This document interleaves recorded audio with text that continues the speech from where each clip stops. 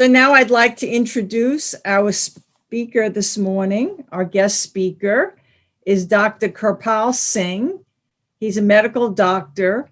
He graduated from the Punjab University in India, and then he did his residency in psychiatry in the UK. After becoming a board-certified psychiatrist, he moved to Missouri, Iowa, and New York as a general psychiatrist.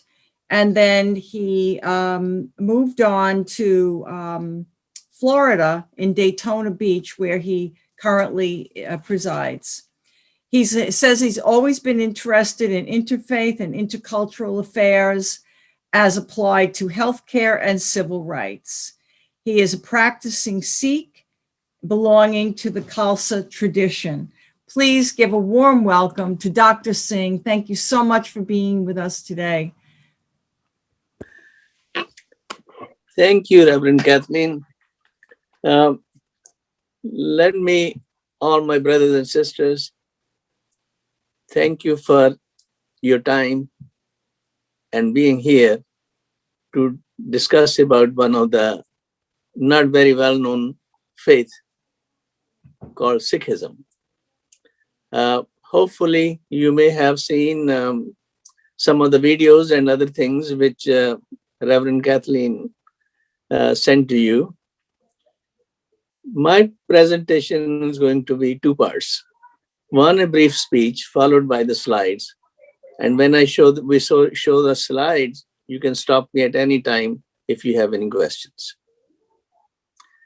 So again, we start with the greetings. Vaheguru Ji Ka Khalsa, Vaheguru Ji Ki Fateh. This is a Sikh greeting. And I want you to think about the timeline about 550 years ago when Guru Nanak was born. It's in the 15th century. Are you able to hear me? Okay. It's in the 15th century. It's the time when the Protestant Reformation started. It's the time when Columbus discovered America. Around that, Vasco da Gama went to India. Unitarian philosophy, Michael Servetus, propounded about their viewpoints.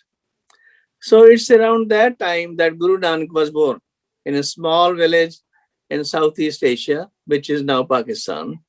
And this place is popularly known as Nankana Sahib, after his name. He was, the Sikh faith and philosophy and way of life is based on his revelations. Major part of his revelation was called Ik Onkar. Ik Onkar is a unification philosophy. It is a bridge between East and Western philosophy. Ik, the oneness Abrahamic religions talk about, and Om, the Vedantic religions, the Hindu or Dharmic religions talk about, and he calls it all together as Ik Onkar. And he explains itself, Ik, one, before the creation began, and Ong, when he said be it, the process of creation started taking place. And the arc which shows is a dynamic form that it keeps on going. The world keeps unfolding itself, and it goes on until the creator, that is Ik, calls it to stop, and then it becomes part of it. So from one, which is Nirguna, becomes the Sarguna part, which is the creation, and it keeps on unfolding itself. When Ik calls it, it all becomes Ik again. That way the world has been created and, over and over again. How many times? Only the creator knows. So under the canopy of oneness, Guru Nanak's all thought processes are based on. And he talks about, in the very first revelation, apart from Ik Onkar, he said, there is no Hindu, no Muslim. At that time, those were two dominant communities in that part of India. And when people ask him, what does he mean? He says, when it comes to God, there are no such divisions, whether you're Hindu, Muslim, or anything else. You're all the children of the same God. And it's the light of God that pervades in all his creation, including humans. Like, for example, this is my little finger. My little finger is not Kirpal Singh, but Kirpal Singh is part of it. On the other hand, the totality of me is Kirpal Singh, but not the little finger alone. Same way, all religions, all people, all creation is everywhere God is there. But it is not God. God is the God, the totality of it. So the God is one and God is also in the creation. Like the sun, the rays emit all over, but then they retract into the sun. Or the moonshine, the rays of moonshine goes all along and then retract into moon. And moon receives its own light from the sun. And where the sun gets it, from that we call Ik Onkar. So all the universal laws under which the process of creation takes place, process of our own living, the biological ways our bodies are run, how our autonomic nervous system keeps on going, our heart beating, our lungs breathing, and our circulation going, food process and all. That's all part of the creation. And it all goes under a master plan. And the master of all is the master himself, which is Ik. And we don't even know as these things take place. So once we start realizing those things, then we become one with the one who is master of all, who is creator of all. And like recently, I received some beautiful flower images from Reverend Susanna. I wrote to her that, that's where the God lives. So God is wherever you see, wherever you look. When we start saying instead of me, me, when we say thou art you, and it manifests and sees everywhere. So God doesn't live just within somewhere up in the sky. God lives right within you. And we can recognize it as our inner voice. And that inner voice is the real Guru. And then God is all around, not necessarily in a church or in a mosque or gurdwara or temple. God is wherever you are. And God, you can invoke God wherever you are, because that God, Guru Nanak, reminds us that's omnipresent, omnipotent, and omniscient. So the Sikh scripture begins with Guru Nanak's writings, which is called Mool Mantra. The very first word of that is Ik Onkar, which I've tried to explain earlier, and he calls it Sat Nam. Sat means the truth. That is the only reality, that eternal God. And it's also called in short Nam. And this is the reality which guides us all our processes, all the universal processes, or our individual processes, microcosm and macrocosm, and vice versa. And this Ik Onkar is the Karta Purkh, maker of everything. Nirbhav. The rules applies to us, but not to the creator himself. He's above rules. Nirvair. The Ik Onkar bears no enmity to anyone. He is a source of love, mercy, and all strength for all of us. So whatever we suffer, part of our suffering comes from the way we live our lives. Akal Murad. Ik Onkar is timeless being, infinite. But human beings, we are finite. Ajuni. No one created this timeless being. It created itself. But we are created in the process of creation. Stab Hung means the God is the source of all wisdom. All wisdom we have, revealed and unrevealed, scientific, non-scientific, the source comes from the God as he allows its revelation. And all this, these are the qualities of that ultimate reality, which are known through the mentorship process, which is called Gur Prasad. Guru is the enlightener, the one who takes you from ignorance to blissfulness, to enlightenment. And it's the grace as we work under the Guru's tutorship, Guru's mentorship, that these things are gradually revealed to us. And these are the qualities on which Guru Nanak said jap. Jap means meditate, contemplate, think about, ponder over. Why? He said, are such same qualities of that Ikonkar were existent in the very beginning. Jugar such, throughout the ages they've been the same. Happy such, even now they are the same. Nanak Hosi be such, Nanak says, and those qualities, eternal qualities, will remain same. Although they may be described to make them comprehend people in their own local language and local examples and all those kind of things. But the truth, that eternal reality remains the same. And to that reality, Guru Nanak calls Ikonkar, and that's the bridge between East and Western philosophy. And he says, the joy is in unification. Accept the diversity, it is created by the Creator himself. But to wrangle about and reject about or put down each other is not the way to life. Because no differences or no variation or no changes can exist without the Ikonkar allowing it to take place. So honor him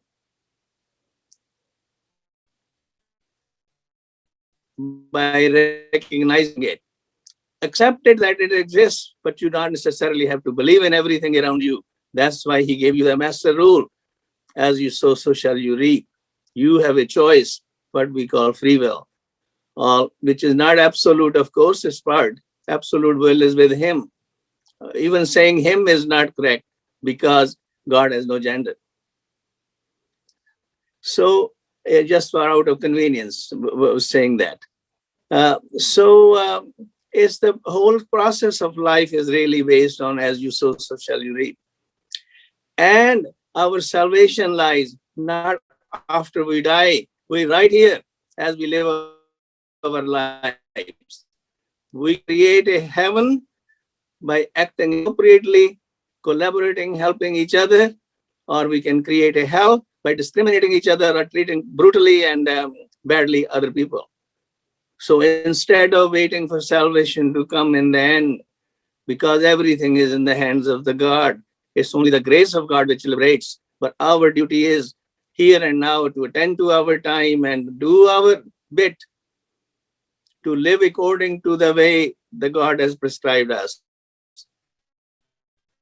Loving each other, loving your neighbor life is not just the words, but actually it is the practice. So for that, institutions were created by Guru Nanak. Created the concept of langar. When his father gave him $20 to go and do a good bargain, he sees a bunch of poor people on the way, naked and hungry for many days. He uses that money to buy supplies to help feed them, clothe them. And when his father asked, where did the money go? He said, I struck a good bargain. Father, you have enough money, and here I took care of those people from your savings. Same way, water tanks were created because there was a water shortage in our areas. So that all people could bathe and use water for their use. While people doing these things, following the institutional langar and his strovers, what we call these bathing places, the barriers of inequality, awkwardness, racialism, or other kinds of discrimination, they melt away because they find underneath a deeper friendship in it. Same way when it came the successors of Guru Nanak to create in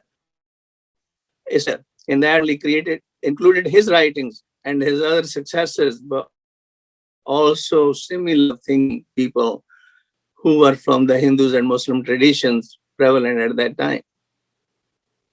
And then they built what is a sacred place like Mecca and Vatican called Harimandir. That was created with 4 doors. So people can sing the glories of the Creator coming from any direction, anywhere, from any door.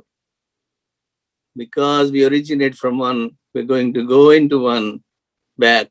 And it's not create and that we rejoice that who made us all and who's creator of all and who. So it's through collaboration, friendship, goodwill, mutual love, and compassionate living.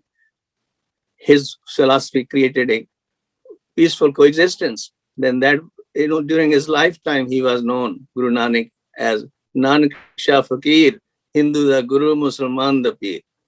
What that means is Nanak is the Guru of the Hindus, the guide for them, while he's the Pir or the holy man of the Muslims too, bringing them together. If alive today, he would say the same and rejoice in this all-faith seminary book. We all together, no matter whether you are Jews and Christians, Muslims, Buddhists, Sikhs, or whoever, Hindus, we are all together, learning from each other and under the same canopy, trying to recognize our common grounds while being respectful to our uniqueness and working toward the common good. That is, in a nutshell, the message of Guru Nanak. And he also emphasized that really the woman is a central part of our life. Without woman, there could have been no perpetuation of the human race. All whether you call scientists or wise people or whatever, they all came through that process. So God created the woman in his own image, the same way love and friendship and all. And he also created a man for her companion to take care of her so that she can accomplish and continue to foster the good life on this earth. So he called her great and also compares her, the earth is our great Mother Earth. So he gives them the equal status to both of them.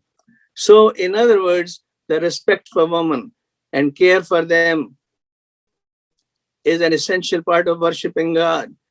And not, but because we have been patriarchal society, we are given a very low role to the woman in our lives, unfortunately. But that's not God's creation. That is a man's creation. And so we need to wake up and recognize what God is showing us and teaching us and let them have their proper status and guide the humanity in an appropriate manner. And Guru Nanak also said that you can't make any image of God because God is invisible.